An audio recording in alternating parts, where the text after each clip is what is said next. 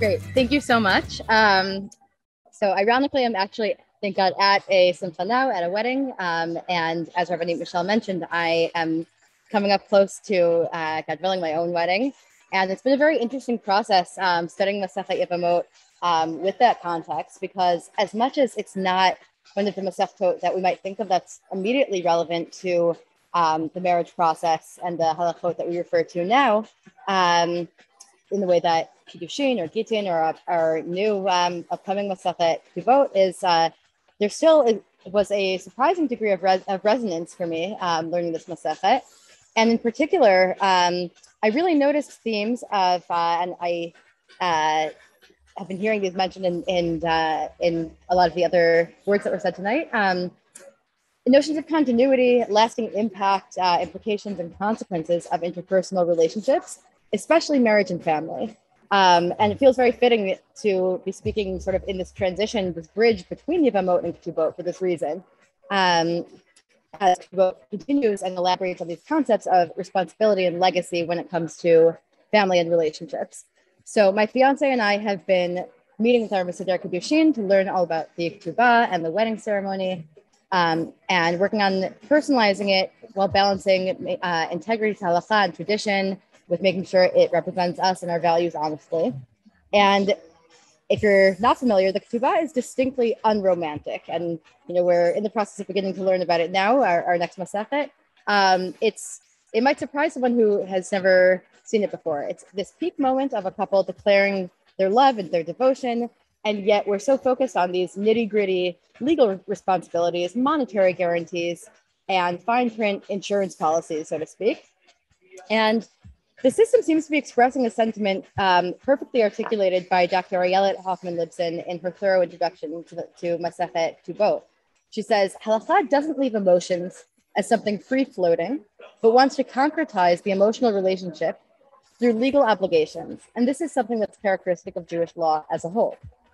We've seen in Masechet Yevamot the attempts to account for every worst-case scenario, to leave no stone unturned, reaching for closure upon a person's passing, while also struggling to consider and navigate how the institution of standardized rules affects the individual personal dimension and the inherent variety of human situations and experiences. Through this Masechet, we can sense the recognition that human relationships and emotions are complex and unpredictable, and despite our best intentions, they remain unorderly by their nature. In the face of this, our tradition grapples with protecting people as best we can, and preserving people's legacies beyond their lifetimes. Beyond the layers of detail in Masechet Yevamot's many cases, we may observe an effort to establish systems of order in light of life's precarity.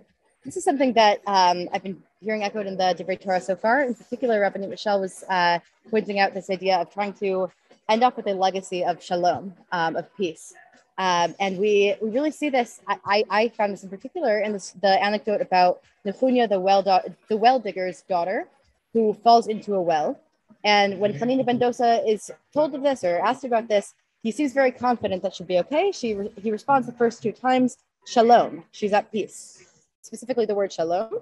And then the third time assures that she has indeed come up from the well. And then he's asked how he might know this. Is it through prophecy? And he says a sort of puzzling phrase. It's not clear how to understand the tone, but he says something to the effect of, could it be that someone's good deeds would lead to downfall, would be the thing that would be an obstacle for them? And this could be either just very strong faith of it just couldn't be plausible that this injustice would happen. It could also be perhaps, yes, this is how we know things go and it doesn't make sense, and yet this is how it is, which is the case that we sadly see in the next line when we learn that Nechunya's son died of thirst in a moment of tragic irony. So with this acknowledgement of both the system's attempts at closure for a person's legacy and loved ones, as well as the inevitability of events beyond our control, the Masechet ends with a note of hope and perhaps prayer that Hashem will meet us halfway in these attempts at studying and ruling through the Torah's laws in a way that leaves peace behind as our legacy. We end off with the pasuk that translates roughly as, Torah scholars increase peace in the world, and as it is said, and all your children are learners of God, and much peace are your children.